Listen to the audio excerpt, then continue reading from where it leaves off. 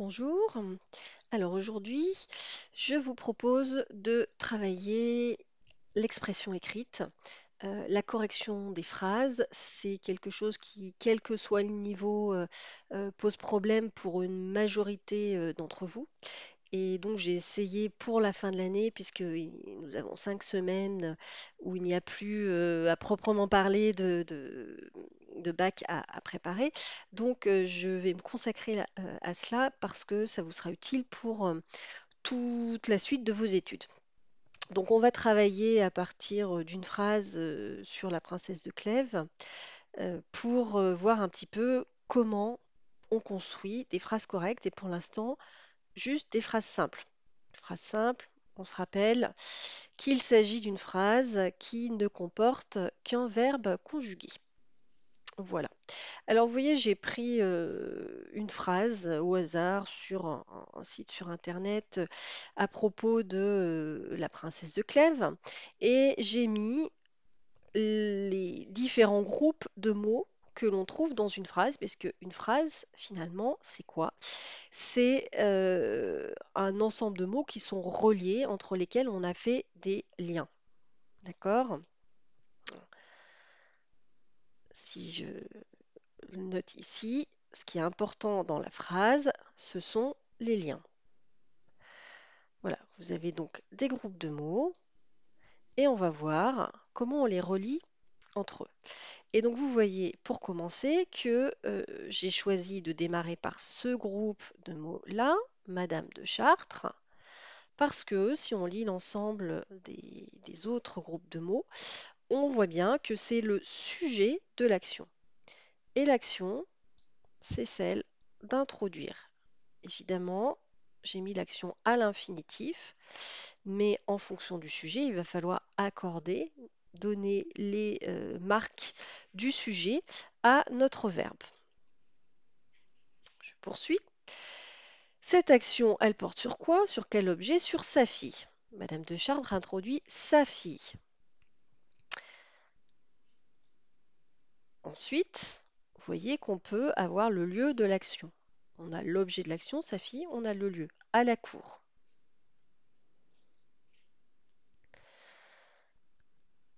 Le moment de l'action, sous le règne d'Henri II. Et enfin, le but de l'action, afin de la marier. Il vous reste ici un groupe de mots. Mademoiselle de Chartres. Si vous connaissez l'histoire, vous savez que sa fille, c'est Mademoiselle de Chartres. Donc ce sont deux groupes qui désignent la même chose et qu'on va pouvoir donc juxtaposer dans notre phrase. Je vais donc écrire avec vous la phrase que l'on peut écrire à partir de tous ces groupes de mots. Vous voyez, pour l'instant, c'est relativement simple. Mais évidemment, dès qu'il va y avoir des phrases complexes avec plusieurs propositions, ça va se compliquer. Ça va être plus compliqué aussi quand on a des actions plus abstraites, des choses qui sont moins concrètes que celles-ci qui racontent juste un événement. Donc là, c'est un fait, c'est quelque chose de concret, c'est relativement simple. Donc, si je démarre par le début, Madame de Chartres, mettre un peu moins grand pour que vous voyez.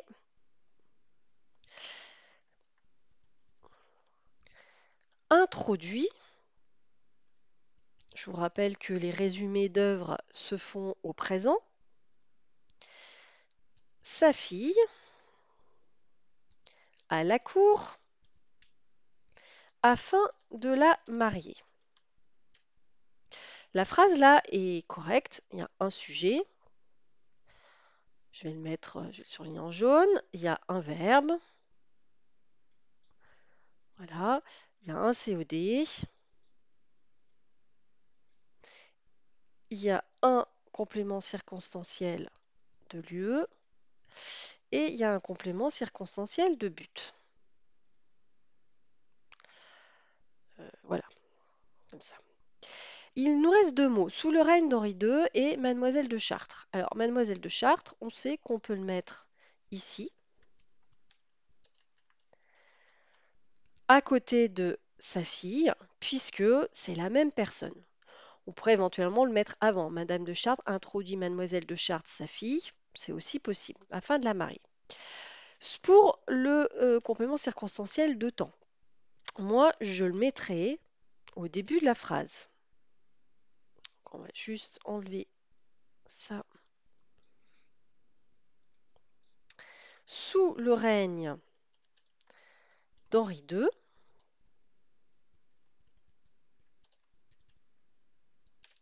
Madame de Chartres introduit sa fille, Mademoiselle de Chartres, à la cour afin de la marier.